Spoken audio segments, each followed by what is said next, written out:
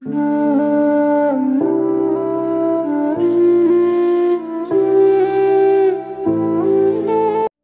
పరిశుద్ధ నామమునికి మహిమ కలుగును గాక. ప్రతి ఉదయము సమాధానకరమైన ఆశీర్వాదపు వాక్యం చేస్తున్నాను. నా తోటి దైవజనులకు పరిశుద్ధులకు నా హృదయపూర్వక శుభం. ఈ ఉదయం సమాధానకరమైన ఆశీర్వాదపు వాక్యం మన పరిశుద్ధ గ్రంథంలో నుంచి యోహాను సువార్త 12వ అధ్యాయం 24వ లేఖనం.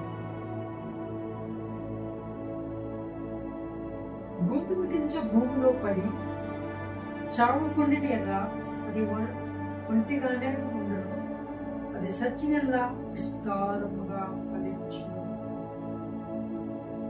దేవునికి స్తోత్రము. గోధుమ గింజ భూమిలో పడి చావకుండిన ఎలా అది ఫలించదు, కానీ అది గోధుమ భూమిలో పడి చచ్చినలా ఫలిస్తుంది. ప్రియజనుడా, గోధుమ కింద భూమిలో పడే చచ్చినలా మళ్ళా ఫలిస్తుంది. మన ఆత్మ జీవితము కూడా శరీరానుసారమైన జీవితంలో క్రీస్తులో చచ్చిపోతే ఆత్మలో ఫలిస్తాం, అభిషేకంలో ఫలిస్తాం, ప్రార్థనలో ఫలిస్తాం, వాక్యంలో ఫలిస్తాం. ఎప్పుడైతే నీ శరీరానుసారమైన ప్రతిదీ భూమిలో క్రీస్తు రక్తం చేత చంపబడితే పరిశుద్ధాత్మ దేవుడు నిన్ను ఫలిస్తాడు. రోజు నీ జీవితం ఫలభరితమైన జీవితం ఉన్నదా?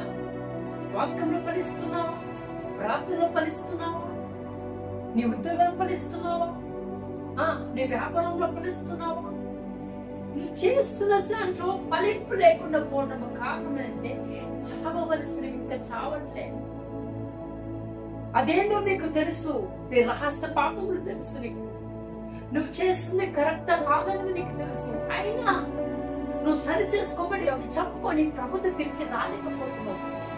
అందుకే నేను చావవలసిన చావకుండా వల్ల నువ్వు క్రీస్తులో ఫలించలేకపోతున్నావు.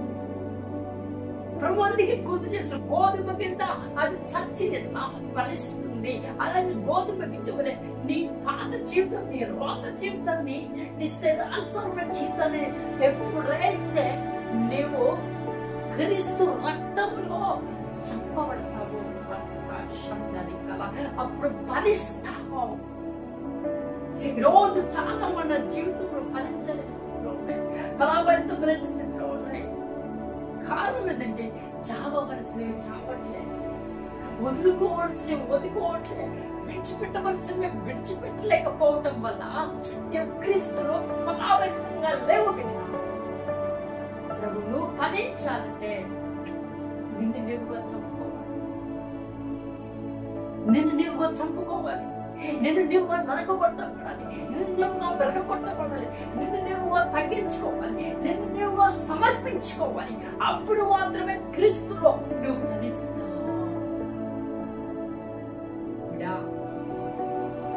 ఏమున్నాయి ఫలించకుండా నీకు ఆటంకపరిచేది?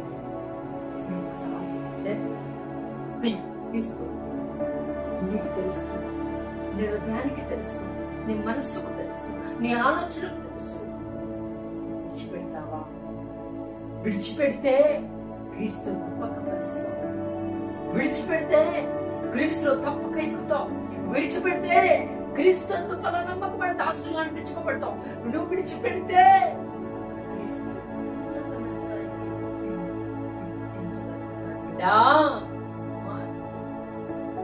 నీ పాతని చంపేసుకోయింది, రొక్దిల్తని చంపేసుకో. సేమ మనకి బాధ అనిపిస్తలేదా? ఎందుకు ఆ సోమర్పూరితమైన జీవితం, ఎందుకు ఆ వేషధారకమైన జీవితం? కాల్సిన విడిచిపెట్టరా? ప్రభువు కలుస్తాడు.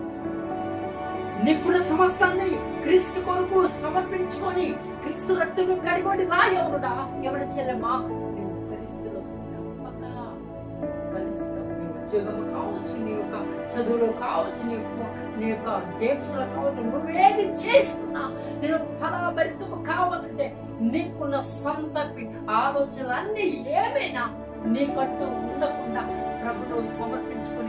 రక్తంలో కడగబేయబడితే ఖచ్చితంగా దేవుని సన్నిధిని అన్ని పొందుకోగలుగుతాం. కాబట్టి అందుకే దేవుని పట్ల కార్యం చేయించడం. రండి ప్రభు పాదం పట్టుకుంటున్నాడు బ్రతుకులాడు. జీవాధిపతి అయిన మా పరిశుద్ధాత్మ నీ పరిశుద్ధ పాదములకి వందనములు. ఈ ఉదయకాల సమయంలో నీ ప్రజలతో నీ బిడ్డలతో మాట్లాడే విధానికి మేము ఫలించాలంటే మాలో ఉన్నాయి చచ్చిపోవాలి ప్రభు. అలా చచ్చిపోవడం పరిశుద్ధ ఆత్మ మీరు కృప చూపించి మేము మీరే ఎవరైతే సమర్పించుకున్నారో వాళ్ళ ఫలాభక్యంతో పాబిడి చేసి ఈ నామం మహిమార్థమే వాళ్ళు వాడుకోమని క్రీస్తు బిడ్డ పెడుతున్నాము. ఆమేన్. May God bless you.